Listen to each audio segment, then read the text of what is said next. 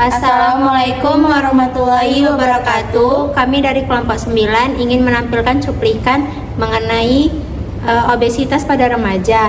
Saya Ade Siti Aprila dengan NIM 5223540030 sebagai konselor. Saya Nabila Putri Adrian Siregar dengan NIM 5221240016 sebagai remaja yang mengalami obesitas. Berikut cuplikannya.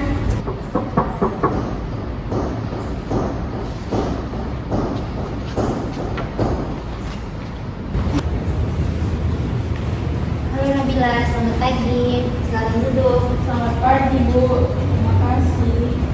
Bagaimana kabarnya hari ini? Alhamdulillah baik, Bu. Saya ingin konsultasi seputar obesitas pada remaja, Bu. Tentu saya senang bisa membantu. Apa yang ingin kamu ketahui? Saya ingin tahu dulu sebenarnya apa itu obesitas pada remaja dan mengapa itu jadi masalah.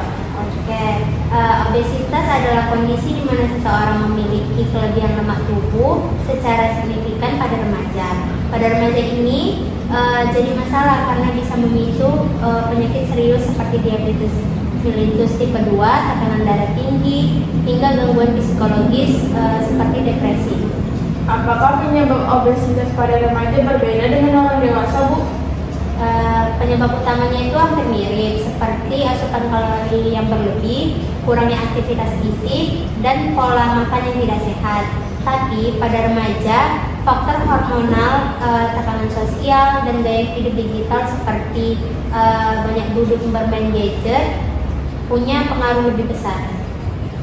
Nah, saya akan memperlihatkan poster untuk kita bahas hari ini. Nah, adapun faktor-faktor yang menyebabkan adanya obesitas seperti konsumsi zat gizi makro yang berlebih, baru kurangnya aktivitas fisik, riwayat orang tua yang mengalami obesitas, pola makan yang tidak sehat, dan frekuensi konsumsi fast food, dan tidak adanya kebiasaan sarapan pagi. Dampak obesitas itu ada sulit bernafas, resiko patah tulang, dan hipertensi, masalah psikologis. Nah, tingkat obesitas itu seseorang itu dapat dihitung dan diketahui menggunakan rumus IMT atau indeks massa tubuh, di mana dalam perhitungannya juga mempertimbangkan usia. Nah, penanganan obesitas itu ada perencanaan menu yang benar dengan asupan nutrisi yang seimbang, perubahan tingkah laku seperti memilih makanan masakan rumah, dan aktivitas fisik seperti secara rutin berolahraga, dan pengobatan seperti konsultasi secara berkala dengan perubahan gaya hidup. Terima kasih, Bu. Saya juga pernah baca soal emotional eating. Itu juga bisa bikin obesitas?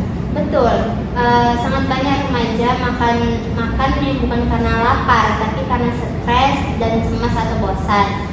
Makanan manis atau junk food sering jadi pelampiasan emosional seseorang, dan ini bisa memicu penambahan berat badan yang tidak disadari.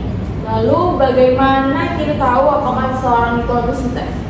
Kita gunakan indeks massa tubuh, IMT di atas persentil yang ke 95 untuk usia dan jenis kelamin berarti obesitas.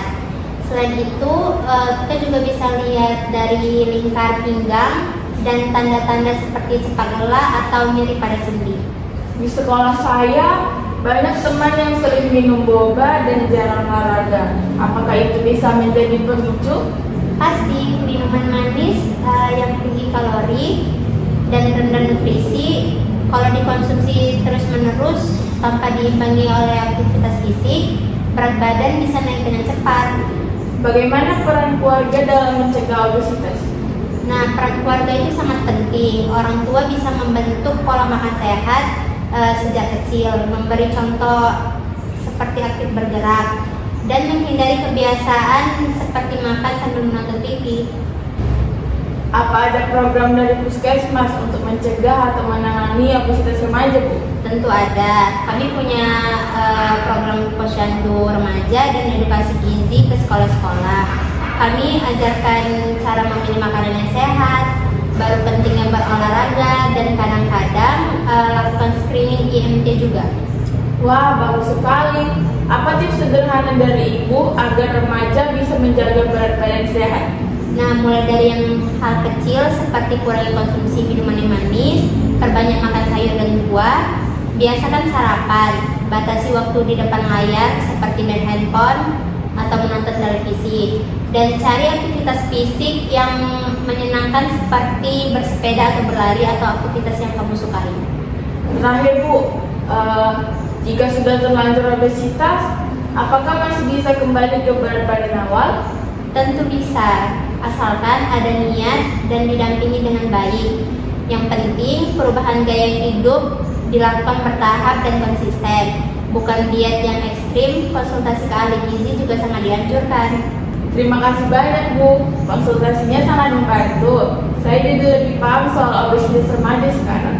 Sama-sama Nabila, ini juga saya berikan kamu leaflet agar kamu bisa mengetahui informasi mengenai obesitasnya. Baik, terima kasih banyak Bu. Sama-sama. Sekian cuplikan konseling gizi yang dapat kami tampilkan. Lebih dan kurang kami mohon maaf. Wassalamualaikum warahmatullahi wabarakatuh. Bye-bye.